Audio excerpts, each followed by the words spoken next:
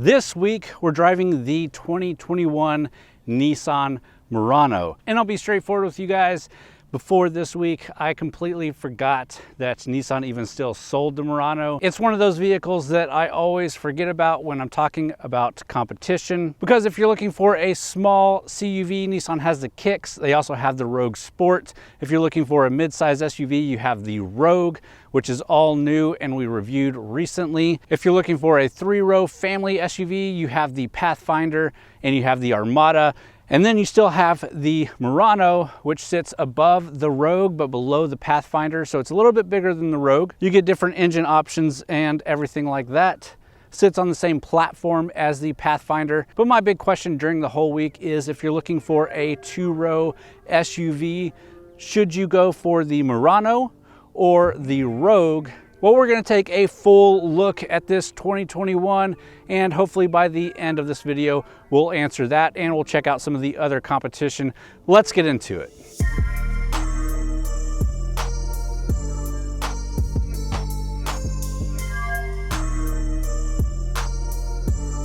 So before we get into the exterior, let's talk really quickly about trims. There are 4 trim levels. You have the S, the SV, the SL, and the Platinum. We'll talk about pricing and break down each of those a little bit further later in the video. But the one we're driving this week is the Platinum. It is the top of the line and it has all-wheel drive. So with that, let's take a look at the exterior design. All right, and looking at the exterior design, let's first talk about that color.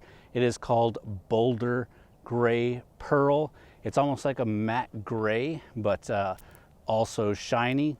It's interesting. I've seen a couple of different vehicles that use this type of color. I always like it on vehicles, even though I probably wouldn't necessarily buy this color myself. I do think it looks really good. All right, and starting off with the exterior design, the 2021 Murano expresses 3 key elements of Nissan's signature design language.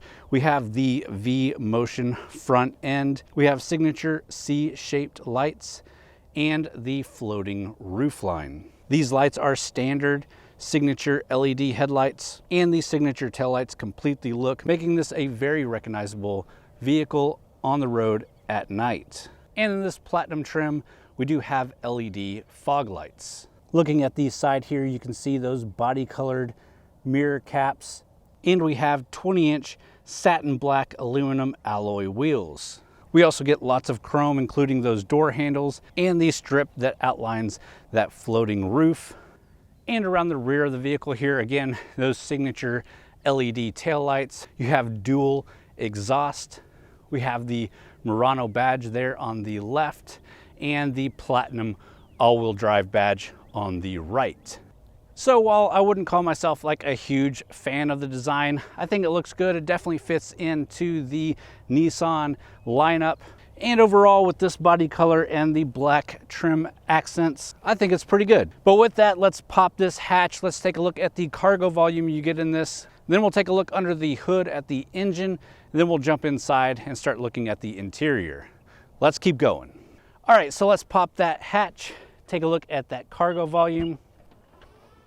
It is a power opening hatch, button on the hatch itself. You've got a button on the key fob and of course a button inside to pop it. Total cargo volume behind that second row is 32.1 cubic feet, very respectable. You can fold that second row down and you'll get 67 cubic feet of total cargo volume. Now what's a little bit interesting to me is although the Rogue is a smaller platform, smaller overall interior, actually has more cargo volume. So the Rogue gets 36.5 behind its second row, while this gets 32.1 and gets 74 cubic feet, while this one gets 67 cubic feet. All that while the overall interior of the Murano is 140.2 cubic feet and the Rogue is 105.4 cubic feet. So the Rogue is definitely smaller inside, but the cargo area is a little bit bigger. But with that, the cargo volume of this is plenty for families or individuals if you need to pack stuff in it. Again, it has a very respectable amount of cargo volume. All in all, we had no problems. But with that, let's go pop the hood and check out the engine.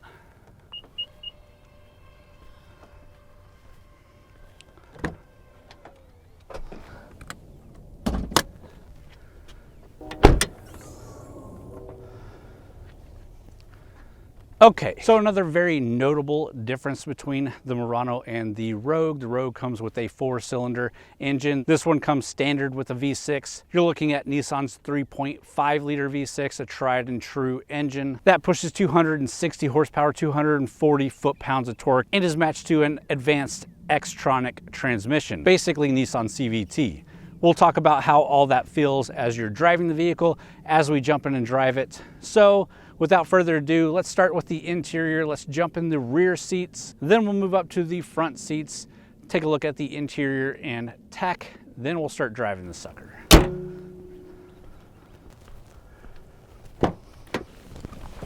All right, we're here in the rear seats of the Murano, and you get a pretty good amount of space.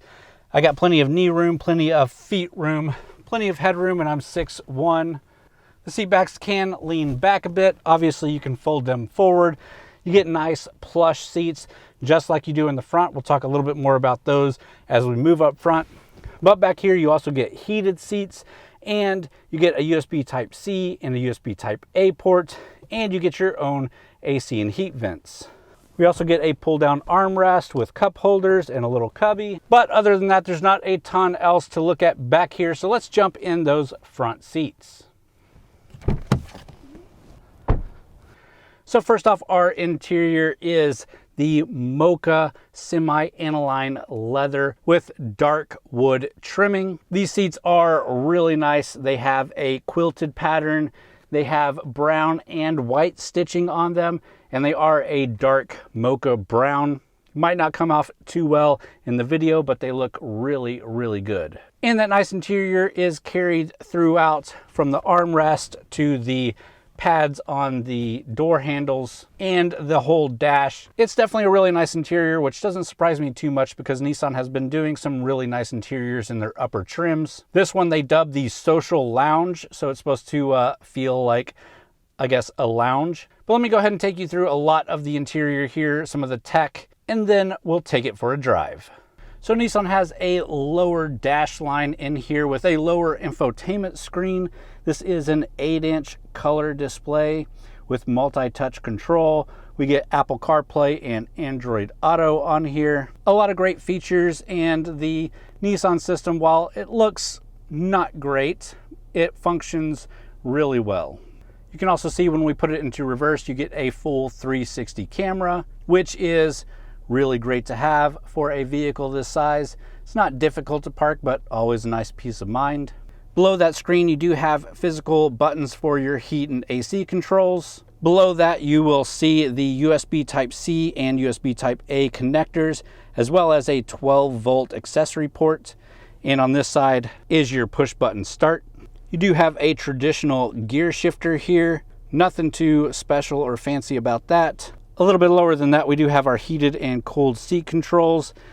I do like these, but I would prefer just toggleable buttons so that when you get out of the car and come back in, it's not necessarily on. Or if the passenger turns theirs on, you don't have to remember to turn it off. Luckily, in the back seats you saw, we do have just toggleable buttons. Moving even further back, you have this armrest, very unique. We've got padding on each side with the wood trim going in between. Again, a unique design, but it works out well. And then on the inside, it is deep. You have plenty of room for stuff. Even these water bottles have plenty of room down there. Next up, we have the steering wheel.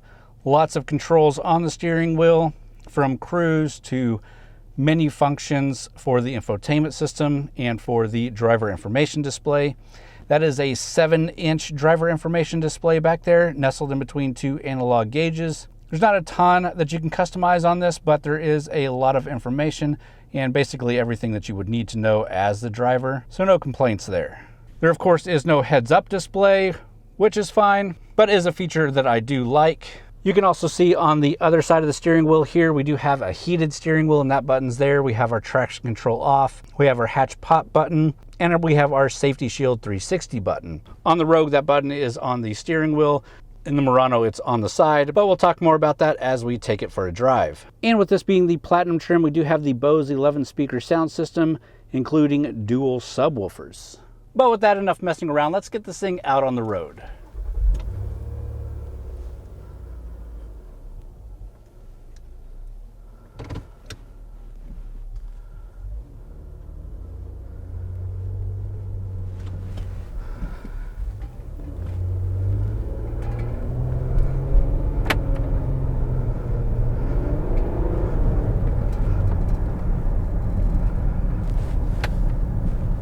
So first thing is first, this is a very comfortable and nice drive. For the money, it's one of the smoother and quieter crossovers that you can get, but you're lacking a lot in performance. So if performance is something that you're interested in, even with that V6 under the hood, this doesn't feel sporty. It does have a lot of body roll. A lot of it comes down to the body roll and that Xtronic transmission. While it's good as far as CVTs go, it's still going to deaden the driving feel a bit and the responsiveness of that engine. So again, it really comes down to what you're looking for in your crossover SUV. If you want something sporty, there's definitely other more sporty options. If you're looking for something more luxurious and comfortable, this is your better option. For 2021, the Murano now has Nissan's Safety Shield 360. You don't get the full Pro Pilot package, but you do get a lot of the safety features, which is really good, and those come standard on all trim levels, not just this Platinum. Fuel economy wise, you're looking at 20 miles per gallon city and 28 miles per gallon highway, and that doesn't matter if you buy the all-wheel drive or the front-wheel drive. They're both rated at the same. Go figure there. But during our full week with the vehicle, I've been averaging 23.2 miles to the gallon, and that's with leaving the thing idle for a while we're doing videos and pictures. That's with pushing it a little bit harder than I normally would for testing purposes. So all in all, I think those are really good numbers, and I think this V6 engine, it's a tried and true engine. It's really solid, and even with that CVT, it's just a decent drive. All right, and with that, let's go ahead and pull back over. Let's talk about the price and competition, and then we'll start wrapping the video up. All right, guys, so after driving it out on the road, it's a nice drive. It's got nice looks. It's got a really nice interior. Let's talk about the price. So if you're getting the base trim, the S, it's $32,610. The SV is $35,000, the SL is $40,000, and the Platinum base is $44,000.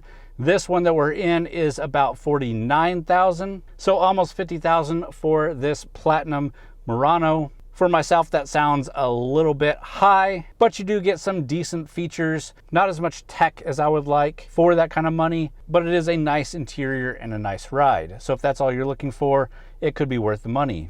Competition-wise, you're looking at something like the Honda Passport, which we drove and liked, but that to me is more an adventure vehicle. If you're looking to go off-road or something like that, definitely look at that Passport.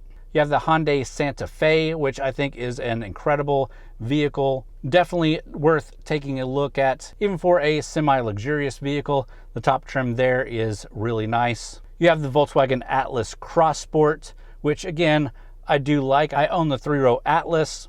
I reviewed the Atlas Cross Sport. I enjoyed it for the week. It's a nice big 2-row SUV, very big. It can get up there in price if you're looking at some of the top trims, so that's something to consider there. You also have the Kia Sorento, which is a nice vehicle. The Ford Edge, which I'm kind of iffy on. The Chevy Blazer, which I really haven't driven. I think it looks good, but I haven't driven, so I can't give too much feedback there.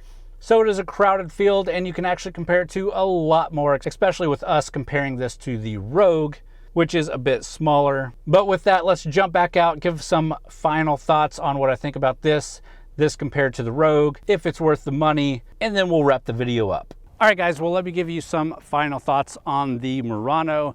First off, we said we're gonna compare this directly with the Rogue, and would I buy the Murano over the Rogue? Well, the Murano is a larger vehicle. It rides a little bit nicer, but the Rogue has better fuel economy, has better tech, and personally, I like the design that they've gone for a little bit better with the Rogue. I would probably get the Rogue, but the Murano is still a very capable and very good vehicle. So I do recommend the Murano if you're looking at it, but I would definitely suggest probably driving the Rogue and seeing if that fits, or even driving some of the other competition out there. But if you end up with the Murano, definitely nothing bad with that. And with that, I hope you did enjoy this video. If you did, please hit the thumbs up button. Consider subscribing to the channel if you're into automotive reviews. Be sure to go check out TXGARAGE.com, where we've got a lot of written reviews as well as news and event coverage.